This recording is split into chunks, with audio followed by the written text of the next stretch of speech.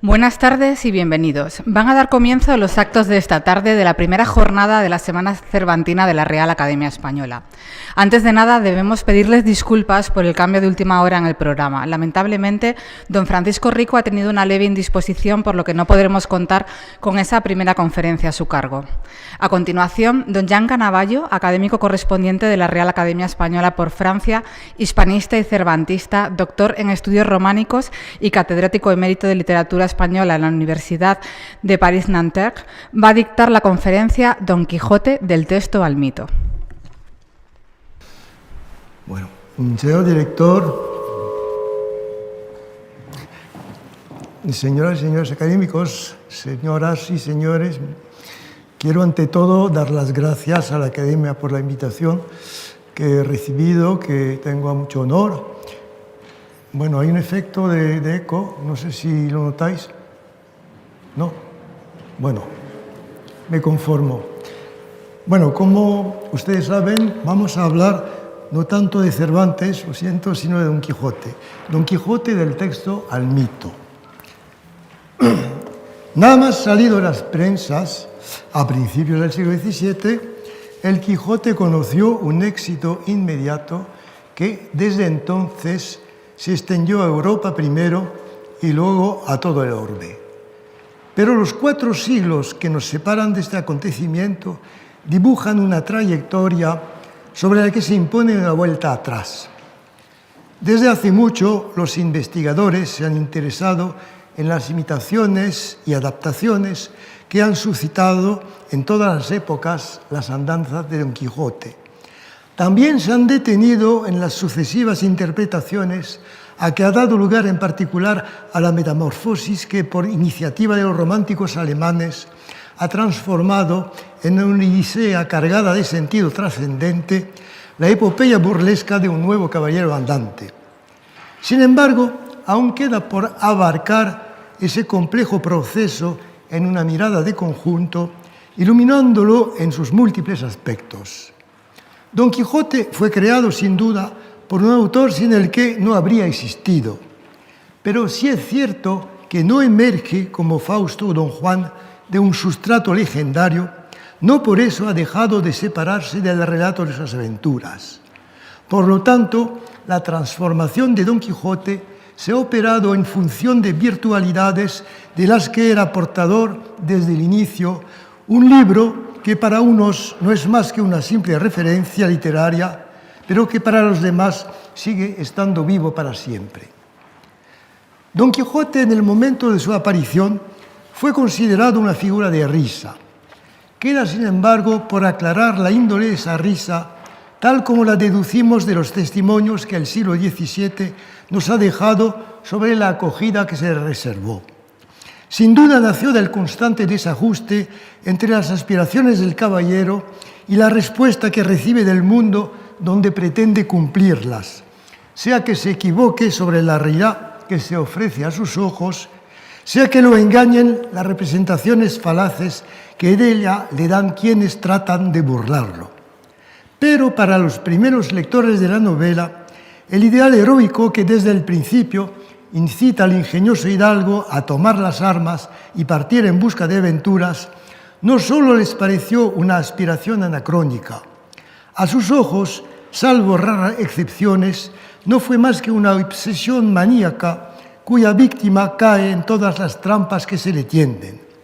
Y mientras que en Cervantes, Don Quijote, al atribuir sus sinsabores a la acción de malignos encantadores, manifestaba una sorprendente capacidad para perseverar en su ser, quienes se dedicaron a adaptar o a transponer sus hazañas no han visto en esta perseverancia más que la credulidad, la terquedad obtusa y la vanidosa berrea de un fanfarrón ingenuo.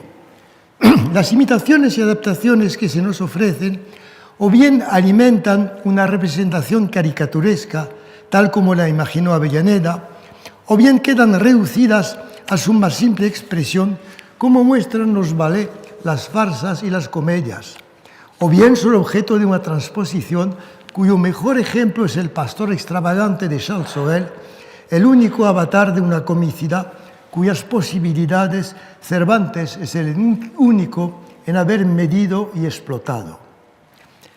Así es como nos estamos acercando a otra época en que cambia la percepción que sus lectores se forman de Don Quijote, en una evolución de la que el siglo de las luces marca el primer hito. Lo prueban a la vez un nuevo interés por la vida y la personalidad del autor, una mirada más atenta sobre el texto mismo de su obra maestra y una visión más compleja y matizada de su héroe. La circunstancia en que se realizó esta evolución, característica de la emergencia de una sensibilidad nueva, es tan íntimamente ligada al advenimiento y al triunfo de los ilustrados. Vemos afirmarse entonces la convicción de que la razón y la experiencia van a esclarecer al mundo y disipar las tinieblas.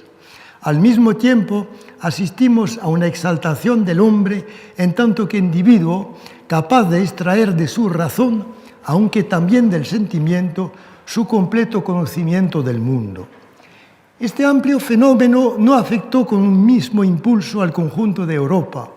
Se diversificó en el espacio y en el tiempo, ahondando el desfase entre las naciones que desde el inicio supieron dar el tono, como Inglaterra y, en menor medida, Francia, y aquellas que, como España, tardaron en seguir su ejemplo y solo en parte se decidieron por él. En el terreno de las letras, el siglo de las luces mantuvo los géneros establecidos por el clasicismo, pero ampliaron su campo y flexibilizó sus formas.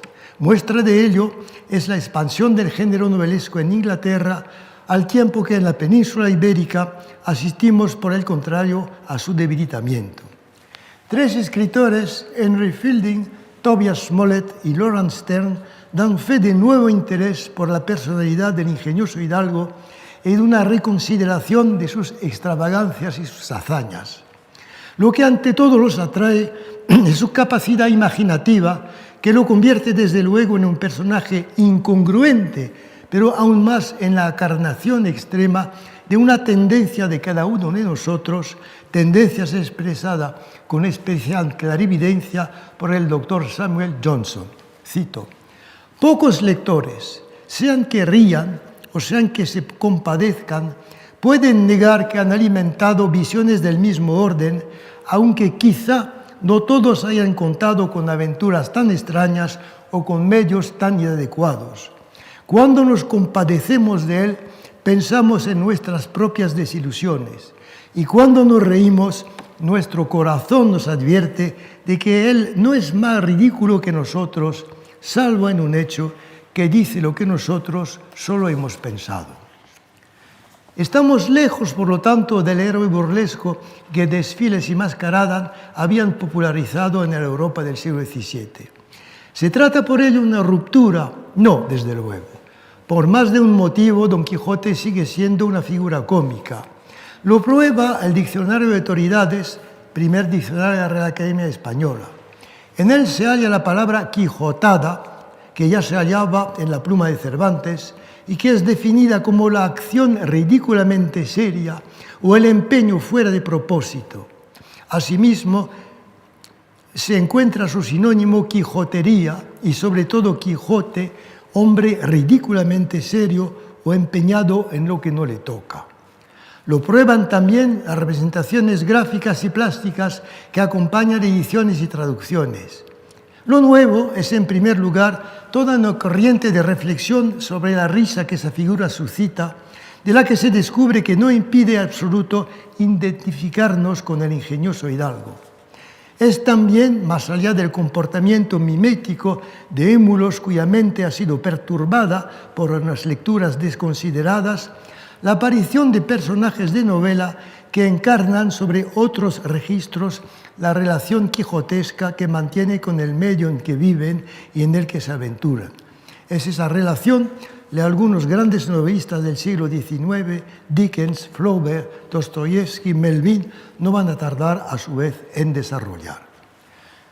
La verdadera transformación de Don Quijote se debe a los románticos alemanes. En adelante, sus hechos dejan de ser considerados una aventura cómica para volverse una odisea simbólica cargada de un significado trascendente. Si esta mutación se produjo en Alemania, fue porque encontraba allí un terreno particularmente propicio. Las razones de este fenómeno son desde luego complejas. Se deben en gran parte a la forma en que Alemania acogió la Revolución Francesa como un mensaje de libertad, pero también con una empresa guerrera pronto reemplazada por una ocupación militar confirmada por el despotismo napoleónico. Así se explica que la identidad alemana se haya construido primero gracias a la Revolución y luego cada vez más contra ella en una relación contradictoria que marca de su impronta el conjunto de las manifestaciones culturales que entonces se producen en el mundo germánico. Estas manifestaciones son llevadas por un vasto impulso, a merced del cual sus actores redescubren los mitos y las tradiciones nacionales, liberan las fuerzas del sueño y de la pasión, privilegian la imaginación y lo irracional, provocando así una conmoción de la ideología y la sensibilidad. En esta nueva configuración de las relaciones entre el yo y el mundo, la loca empresa de Unamuno de los caballeros andantes adquiere un valor emblemático. El iniciador de esta lectura es Friedrich Schlegel, el cual ve en el Quijote un libro serio, nutrido por una inspiración profunda que adivina bajo la ironía de sus formas. Lo que constituye el vigor de esa inspiración es una actividad creadora emparentada con la de la naturaleza, capaz de abarcar la totalidad de lo real y de responder a la expectativa de una mitología moderna que expresa nuestro tiempo. Una fuerza primitiva a la que la novela debe este desorden artísticamente controlado, esta naciente simetría de contrastes, esta maravillosa alternancia de entusiasmo y de ironía que se encuentra hasta en los más mínimos detalles. Aunque Friedrich Schlegel esboza esta concepción sin llegar a desarrollarla, no por eso deja de influir profundamente en los hombres de su generación, empezando por su hermano August Wilhelm, 5 años mayor. A la vez que comparte el entusiasmo de su hermano menor por el Quijote, este prolonga su estudio aplicando su reflexión a la estructura de la novela y a sus personajes, abriendo así el camino a una interpretación que es el primero en formular. A sus ojos, el Quijote es la novela de la lucha interna entre las dos fuerzas de la vida, la poesía, representada por el caballero, y la prosa, que lo sigue en la persona de su escudero. De este modo, es la totalidad de la vida lo que abarca Cervantes, que a una gravedad y bufonadas con su equilibrio entre las masas paródicas y las masas románticas. Esta interpretación iba a suscitar nada más apuntadas nuevas tentativas más sistemáticas, más ambiciosas también, como la que expone Friedrich von Schelling en sus lecciones sobre la filosofía del arte, dada en Wurzburg en 1804-1805. A este se le debe la defensa e ilustración más nítida de un simbolismo que hasta entonces solo había intuido. Schelling parte de la oposición que discierne entre el ámbito de la naturaleza y el de la libertad. Esta oposición se resuelve en la obra de arte porque ésta expresa la identidad de la actividad consciente y de la actividad inconsciente. Encarna en efecto la idea subjetiva absoluta en unas formas objetivas, casi materiales, que son los mitos. La antigüedad tenía toda una mitología. En el mundo moderno, estos mitos solo se constituyen como mitologías parciales, pero se realizan en la novela. Por esta razón, Don Quijote y Sancho, para el universo culto, se han convertido en personajes mitológicos. Al hacer de su libro un cuadro vivo y completo, no solo de España, sino de la vida misma, el creador le dio un valor universal. A partir de ese momento, ¿cuál es el tema central de la novela? La lucha entre lo real y lo ideal. En la primera parte, el ideal choca contra el mundo de los días y sus variaciones en la segunda. En la segunda, el héroe es víctima de una mistificación, hasta el punto de que el mundo con el que en adelanta entra en conflicto es presuntamente ideal. Mistificación dolorosa y brutal, tal como la preparan los duques, de modo que el ideal que encarna el héroe se debilita y sucumbe. No obstante, En el conjunto de la obra, el Edriol triunfa claramente, incluso en la segunda parte, debido a la vulgaridad e infamia de los adversarios del caballero. Así, a pesar de sus imperfecciones y su locura, Don Quijote es un ser noble que siempre que no se trate de libros de caballerías manifiesta un espíritu tan superior que ninguno de los ultrajes de que es objeto logra humillarlo. La interpretación romántica alemana va a imponerse rápidamente en Europa e incluso más allá, dando un nuevo impulso a la inspiración de pintores e ilustradores, en particular a la representación que un Gustave Doré ofrece de Don Quijote y sus aventuras. Aclara la visión que en el siglo XIX se hizo de sus hazañas, su fracaso, y de la que en parte seguimos siendo herederos. Por último, a través de todo un juego de correspondencias, ilumina, si bien indirectamente, la trayectoria de algunos protagonistas de la novela moderna. Esta interpretación ha sido cuestionada por el hispanismo anglosajón. Se le ha reprochado haber exaltado al ingenioso hidalgo sin tener en cuenta el propósito expresado por su creador, ni tampoco la parodia que de él se desprende. Haber cargado su historia con un alcance simbólico para hacer de ella una especie de Biblia moderna, una vasta parábola de las relaciones entre el hombre y del mundo. Finalmente, haber acreditado la idea de que al desarrollar esa parábola, Cervantes había preparado el advenimiento de una visión distinta de esas relaciones, conforme con el credo estético y la sensibilidad de nuestra época. En 1887, Nietzsche, evocando en su genealogía de la moral las afrentas sufridas por el caballero en el Palacio de los Duques, subrayó con fuerza esta paradoja, cito: «Hoy leemos todo el Quijote con un regusto amargo en la boca, casi como un tormento, y por eso a su autor y a sus contemporáneos les resultaríamos muy extraños, muy oscuros. Ellos lo leyeron con la conciencia completamente tranquila, como el libro más divertido de todos, un libro casi les hizo morir de risa».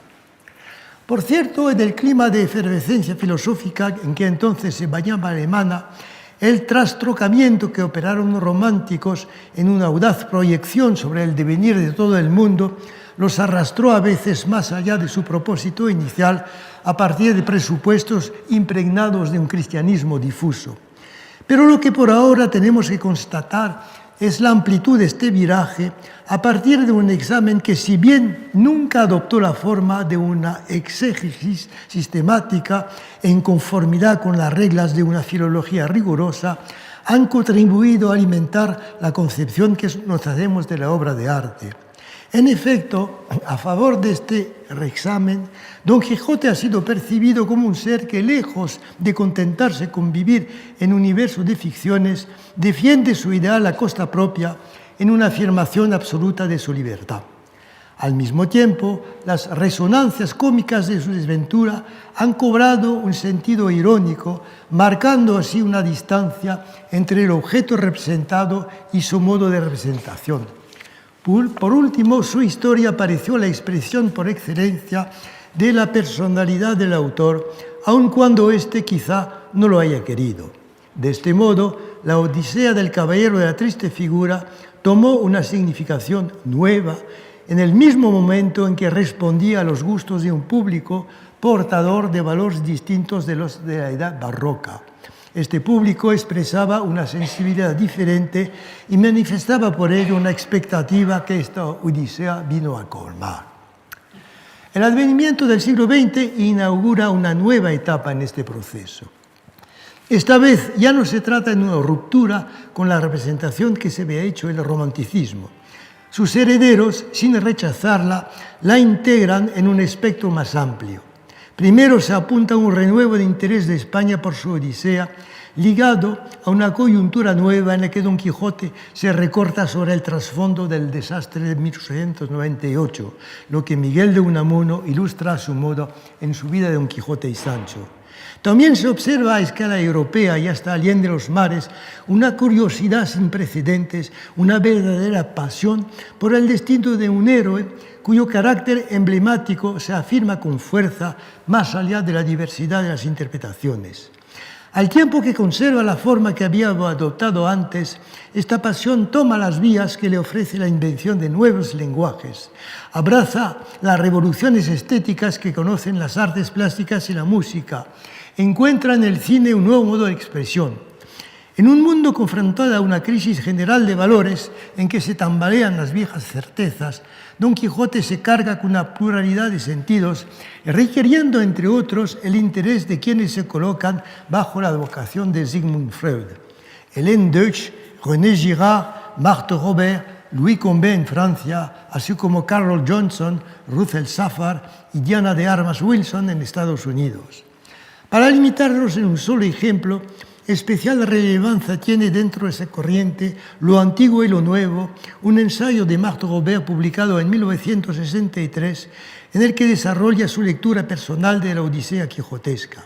Según ella, la imitación por Don Quijote de un modelo literario fijado por una tradición o incluso una convención, aquella que Amadís de Gaula le ofrece por medio de sus lecturas, plantea en el modo simbólico una cuestión que ha seguido siempre para la literatura un tema permanente de debate. Cito: ¿cuál es el lugar que ocupan los libros en la realidad?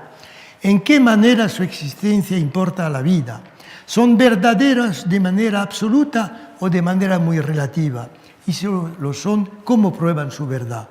Don Quijote, lector ejemplar, pone a prueba esta verdad, descubriendo a costa suya la ambigüedad de las relaciones entre la literatura y la vida.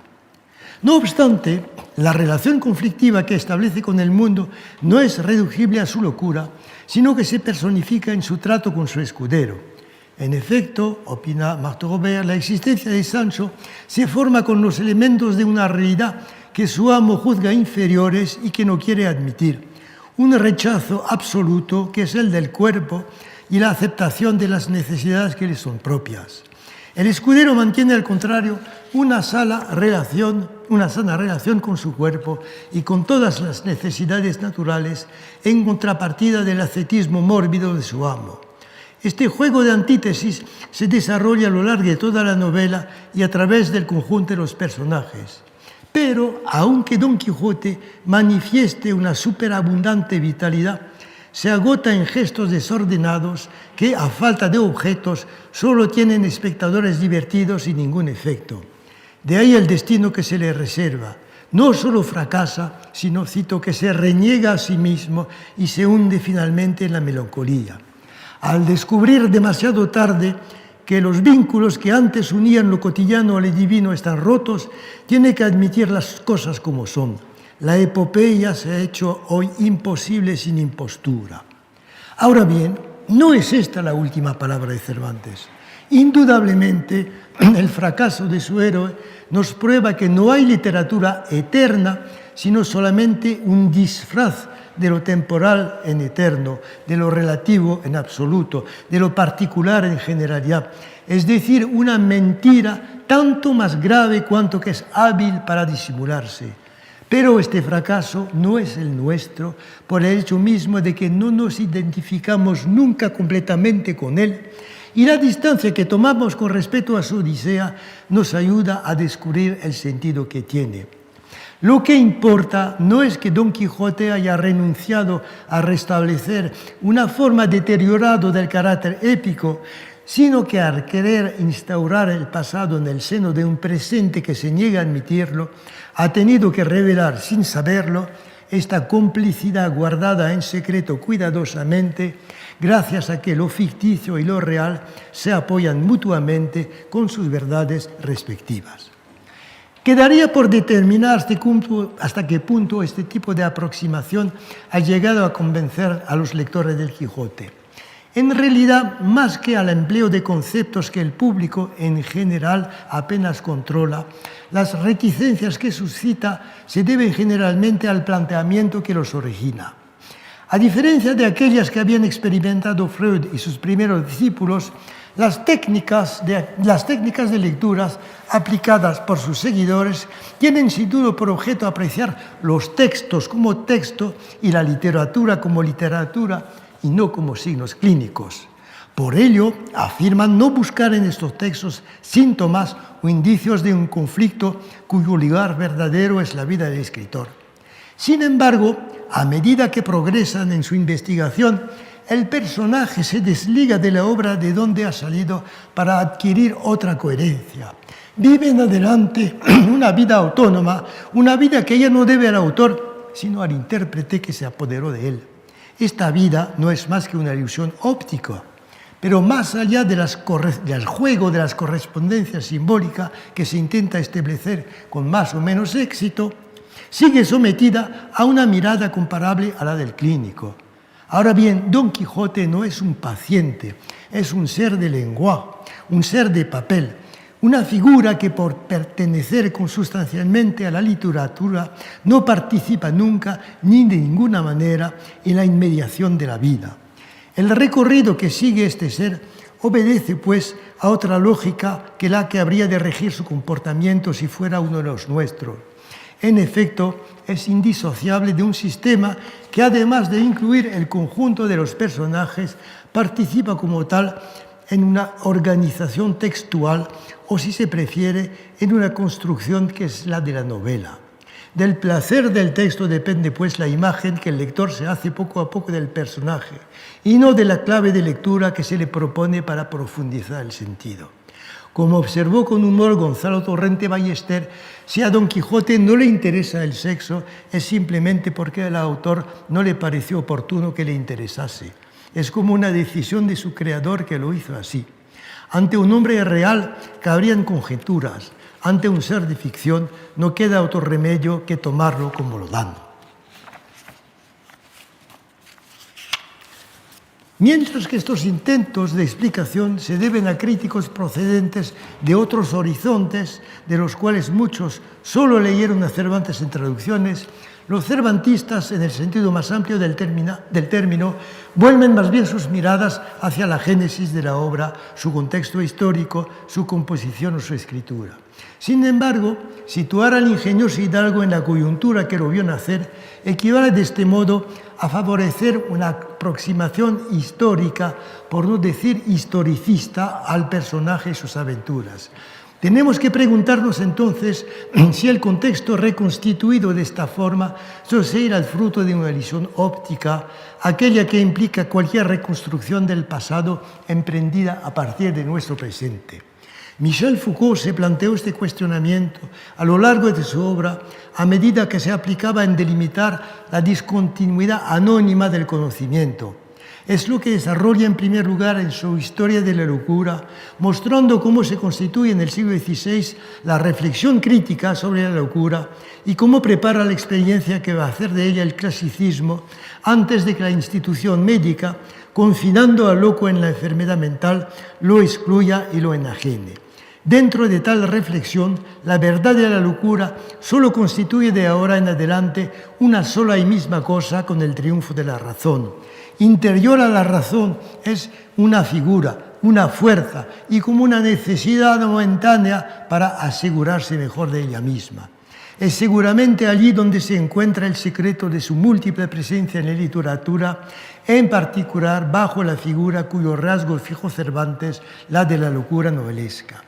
Don Quijote, visto desde esta perspectiva, sigue dando testimonio de una experiencia trágica de la locura, nacida en el siglo XV, pero que los imitadores de Cervantes van a modificar y a desarmar. Quedaba por aclarar el sentido de esta conducta extrema y es precisamente lo que intentó Foucault en Las palabras y las cosas. En este libro, donde manifiesta lo máximo posible su voluntad de construir en profundidad una arqueología del conocimiento, el autor sitúa la primera discontinuidad que, según él, caracteriza el campo epistemológico de la cultura occidental, aquella que al principio del siglo XVII inaugura la edad clásica, situando la solidaridad entre la teoría de la representación y las teorías del lenguaje, de la naturaleza y de la riqueza. Pues bien, para Foucault, Don Quijote se sitúa precisamente en el centro de esta ruptura. Al obstinarse en descifrar el mundo a través de sus lecturas, nos revela a través de sus engaños y sus fracasos la separación entre los signos legibles de los libros y los signos visibles de la naturaleza. prueba de la desintegración del epísteme del Renacimiento, orientada hacia el reconocimiento de las marcas que permitían hasta entonces reconocer en el mundo los caminos encubiertos de la semejanza y analogía, de las similitudes que articulan el circo divinamente concordante del cosmos. Al mismo tiempo que las aventuras del caballero, en la sucesión de los episodios que enlaza, constituyen una búsqueda de estas similitudes, la realidad no se presta al juego de estas semejanzas. Lejos de adaptarse a los signos y ofrecer sus propias marcas, se burla de la vieja erudición, la cual leía como un mismo texto la naturaleza y los libros. Estos libros que rechaza continuamente con la razón cruel de las identidades y de las diferencias. No obstante, si la escritura y las cosas ya no se parecen, y si es cierto que entre ellas el ingenioso hidalgo camina a la aventura, reconoce en la segunda parte de la novela personajes que leyeron la primera y le reconocen a él, hombre real, como héroe del libro. A este respecto, en el intersticio de estas dos partes tomó su realidad, puesto que se convirtió, a pesar suyo y sin saberlo, en un libro que tiene su verdad. Así pues, concluye Foucault, El Quijote es la primera de las obras modernas, puesto que se ve la razón cruel de las diferencias repetirse al infinito de los signos y de las similitudes, puesto que el lenguaje rompe su viejo parentesco con las cosas para entrar en esta soberanía solitaria donde solo reaparecerá en su ser abrupto, convertido en literatura, puesto que la semejanza entra allí en una idea que es para ella la de sin razón y la de la imaginación. Más que su visión del personaje tan lacónica como perentoria, en tanto que héroe del mismo, son las conclusiones a las que llega Foucault las que han originado los debates más enconados. Los historiadores en particular han criticado la generalidad excesiva de los rasgos que le permitieron fundar una epísteme. Han discutido la elección de los ejemplos que da en apoyo de su concepción, al igual que la línea divisoria que traza entre pensamiento mágico y pensamiento racional, mientras que uno y otro coinciden ya en la época preclásica, mostrando así que la discontinuidad no es tan brutal como lo pretende. Han cuestionado su visión reductora de una Edad Media donde se integraría a los locos en la sociedad. Le han reprochado finalmente el hecho de haber adelantado su reclusión en 200 años, datando en el siglo XVII y no en el XIX, lo que se llamó el Gran Encierro, un fenómeno del que señala sin duda la importancia, pero cuyo contornos dibujó sin inscribirlo verdaderamente en el espacio de una sociedad determinada. La amplitud de tal controversia sobrepasa ampliamente los límites de esa exposición. Así y todo, desde nuestro punto de vista, nos recuerda que el vagabundeo de Don Quijote no finalizó con su muerte. Continúa hoy día, ya no en el espacio del libro de donde sale, sino en el compás de otra trayectoria, la de los comentarios y glosas de todo tipo que su relación con el mundo sigue suscitando. Desde que Cervantes lo dio a luz, el caballero de la triste figura siempre ha estado presente en la memoria de los hombres. Esta presencia ha adoptado formas variadas, pero nunca se ha visto desmentida. Al permitir a un número cada vez mayor de lectores conocer el detalle de sus aventuras, ediciones y traducciones han sido de entrada sus primeros vectores. Al mismo tiempo, esta difusión ha sido reforzada, incluso reemplazada por otros modos de expresión. El ingenioso hidalgo se ha convertido para los artistas en fuente de inspiración. Dibujantes y pintores han contribuido a su fama, bien ilustrando su historia, bien separándose de ella para darle su independencia. Antes incluso de que se multipliquen las posibilidades ofrecidas por los media, se ha convertido en verdadero filón. Del abanico al tintero, del sello de correos a la cazoleta de pipa, los iconos de una mitología popular han alimentado constantemente, no solo en España, sino allende los mares, el vasto mercado de la industria turística. La fama de Don Quijote es tal que su silueta se acomoda a todos sus soportes. Si bien, afortunadamente, esta plasticidad no lo ha condenado a ser un gadget, tampoco le ha valido una suerte comparable a la de Don Juan. Desde que se liberó de Tirso de Molina, el burlador de Sevilla no ha cesado de pasar de obra en obra, transformándose sin perder nunca su identidad primera. Las aventuras del caballero manchego, en cambio, no han dado lugar más que mediocres continuaciones, entre las que solo la de Avellaneda emerge hoy a título de contraejemplo. Hubo que esperar a Unamuno para que surgiera de nuevo en las páginas de un libro, pero mal que le pese a su nuevo heraldo, no por ello se apartó del camino que le había abierto Cervantes. Así pues, ha empezado a vivir su propia vida en una relación ambigua con su texto fundador, tal como lo había concebido al principio su creador, pero sin permanecer encerrado en la trama de sus aventuras. Don Quijote se ha encontrado siempre en simbiosis con sus diferentes públicos. Las costumbres, los gustos, las sensibilidades han evolucionado considerablemente desde hace 4 siglos. Y en el mismo movimiento, la representación que las sucesivas generaciones se han formado del ingenioso hidalgo, en conformidad con continuidades y rupturas, con transiciones y nuevas salidas. Por ello mismo, las derivas ocasionales que este proceso ha entrañado no justifican la vuelta a un hipotético sentido verdadero que el autor habría expresado en su prólogo y que encerraría en una especie de arqueología del texto, un libro que, por el contrario, se ha enriquecido de significaciones múltiples, precisamente porque era portador de ellas. Antes que recusar la imagen que desde hace 200 años se ha hecho de Don Quijote, o antes de inscribirla en un paréntesis que habría que cerrar, conviene volver a situarla en la dialéctica de las representaciones sucesivas de la obra de la que el caballero salió. Detrás del bufón de las primeras adaptaciones se descubren, si bien amortiguadas, las últimas carcajadas del Renacimiento. Detrás del extravagante remodelado por el siglo de las luces, una mirada nueva lanzada sobre el hombre en sociedad. Detrás del defensor de las causas perdidas, otra articulación de lo inmanente y de lo trascendente. En nuestra época de crisis de valores, donde la pérdida del sentido de lo sagrado no ha conjurado la angustia de la muerte, esta transfiguración ya no parece de recibe.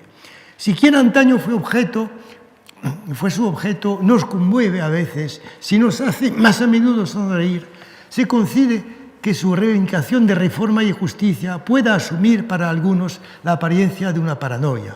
Sin embargo, no cabe duda de que no se le puede reducir a esta caricatura.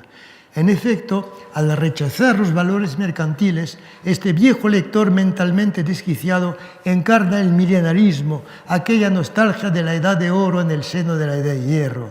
Al mismo tiempo, al creer en el amor, en la fidelidad, en el honor, expresa y encarna aquella fe en el hombre que perdura bajo la trama de los tiempos.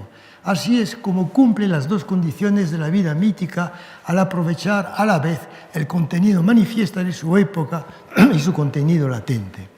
A partir de ahí, ¿qué futuro tiene Don Quijote? No le queda sino desaparecer.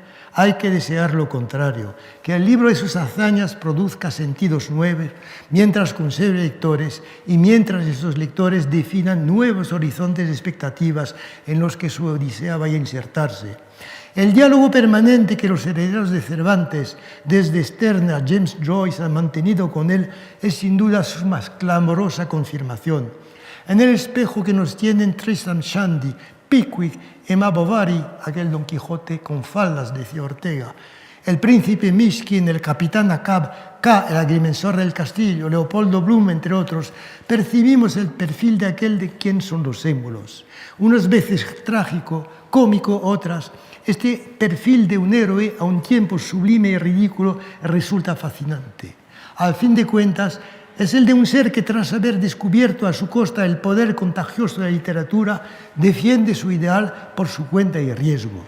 Su reivindicación de una libertad que afirma contra viento y marea confiere sin duda un tinte irónico a sus fracasos, pero confirma al mismo tiempo algo de la vitalidad que conserva la visión romántica de sus aventuras. Aun cuando no deje de divertirnos, es una risa en simpatía aquella que suscita.